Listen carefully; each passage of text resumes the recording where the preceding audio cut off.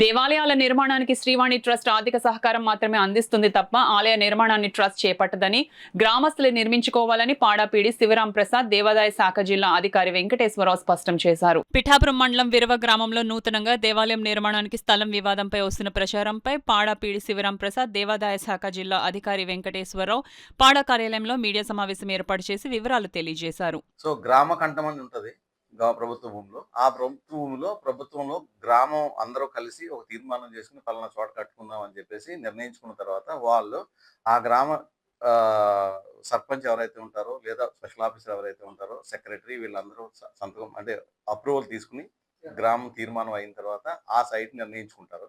So ఆ నిర్ణయించుకున్న సైట్లో మాత్రమే వాళ్ళు కట్టాలన్నమాట. అంటే సపోజ్ ఎవరన్నా ఒక డోనార్ కూడా నేను ఈ గుడి కట్టడానికి నా ల్యాండ్ ఇస్తానంటే కూడా అది కూడా రాతపూర్వకంగా అతను ఇచ్చిన తర్వాత మనం ప్రెసిడెంట్ కానీ లేకపోతే ప్రెసిడెంట్ కానీ పర్మిషన్ తీసుకున్న తర్వాత మాత్రమే ఎటువంటి కన్స్ట్రక్షన్ అయినా అక్కడ చేపడతారు అన్నమాట. అటువంటి ప్రదేశంలో చేపట్టినప్పుడు ఈ శ్రీవాణి ట్రస్ట్ నుంచి వీళ్ళకి ఎటువంటి ఫెసిలిటేషన్ చేస్తారంటే మీరు కట్టుకోవడానికి గుడికి ఎటువంటి డిజైన్ కావాలి, ఎంత ఖర్చు అవుతుంది అంటే ముందుగానే ఒక అంచనా ప్రకారం తయారు చేసి వాళ్ళు ఇవ్వడానికి మా శ్రీవాణి ట్రస్ట్ ఇంజనీర్లు వాళ్ళకి హెల్ప్ చేస్తారన్నమాట. అలాగే వాళ్ళు కడుతున్నప్పుడు కూడా అంటే 3 పర్యాయాలుగా కొంత అమౌంట్ ఇస్తారు. అది కూడా మ్యాక్సిమం లిమిట్ ఏ టెంపుల్ అయినా సరే వాళ్ళు ఇచ్చేది 15 లక్షలు. 15 లక్షలకి దాటి కూడా విలేజర్స్ కట్టుకోవచ్చు, వాళ్ళకి అనుకూలంగా కట్టుకోవచ్చు. ఇంకా వాళ్ళందరూ కలిసి కట్టుకుంటాము, మేమే డొనేషన్ చేసుకుంటామంటే కట్టుకోవచ్చు. బట్ శ్రీవాణి ట్రస్ట్ నుంచి వచ్చేది మాత్రం మ్యాక్సిమం లిమిట్ 15 లక్షలు. కొంతమంది ఆ 15 లక్షల్లోనే లిమిట్ అయిపోయి దానికి సంబంధించిన ఒక అంచనా తయారు చేసామంటే మా executive engineer, assistant executive engineer గారు వాళ్ళు దానికి సంబంధించిన డిజైన్ తయారు చేసి వాళ్ళు ఇస్తారనమాట. ఎస్టిమేషన్ కూడా చేసిస్తారు. దాంట్లోనే కట్టేసుకుంటే 15 లక్షలు అయిపోతుంది.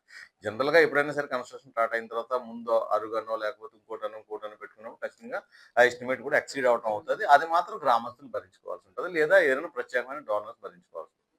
వాళ్ళు గ్రామస్తులు ఒక దేవాలయం నిర్మించుకుంటారని చెప్పేసి మనకి తెలియజేయడం జరిగింది. దాని మీద మా ఏఈ గారు వెళ్ళి అక్కడ ఆ సైట్ విజిట్ చేయడం జరిగింది. ఆ సైటు ఊరి చివరన ఉన్న సైట్లో వారు ఇవ్వడం జరిగింది. దాని ప్రకారమే మా ఏఈ గారు అన్నీ చూసి ఆ ప్రపోజల్ పంపించడం జరిగింది. ఆ ప్రపోజల్ మేము కమిషనర్ గారికి పంపించాము. అక్కడి నుంచి శాంక్షన్ అయ్యి వారాహి అమ్మవారి టెంపుల్ 15 లక్షల రూపాయలు శాంక్షన్ వచ్చింది.